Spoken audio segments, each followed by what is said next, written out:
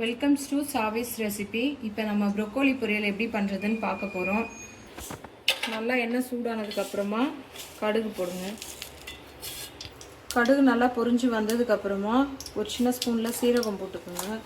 ஒரு 10 பல் பூண்டு அதை தட்டி போட்டிருக்கேன். கொஞ்சமாக சின்ன வெங்காயத்தை போட்டு நல்லா பொன்னிறமாக வதக்குங்க. 4 காஞ்ச மிளகா, கொஞ்சமாக கருவேப்பிலை இதை போட்டு ஃபஸ்ட்டு தாளிச்சிக்கணும். பொன்னிறமாக வதங்கினதுக்கப்புறம் கொஞ்சம் சின்ன வெங்காயத்தை கட் பண்ணி வச்சுருக்கேன், அதையும் சேர்த்துக்கோங்க. இது லைட்டாக ஒரு 2 மினிட்ஸ் வதங்கினா போதும். வெங்காயம் நல்லா வதங்கி வந்துடுச்சு. இந்த டைமில் நம்ம கழுவி வச்சுருக்க ப்ரொக்கோலியை சேர்த்துக்கலாம். நம்ம தேவையான அளவு உப்பு போட்டுக்கணும். இது அப்படியே லைட்டாக மூடி வைங்க. மூடி வச்சுட்டு ஒரு 10 நிமிஷம் கழித்து எடுங்க. இதை ஒரு 2 மினிட்ஸ்க்கு அப்புறம் கிண்டி விட்டுட்டே இருங்க. இப்போ ப்ரொக்கோலி வெந்துருச்சு. வெந்ததுக்கப்புறமா நீங்கள் சாப்பிட்டு பாருங்கள், நல்லா டேஸ்ட்டாக இருக்கும். சுவையான ப்ரொக்கோலி ரெடி. நீங்களும் வீட்டில் சமைச்சு பாருங்கள். நன்றி.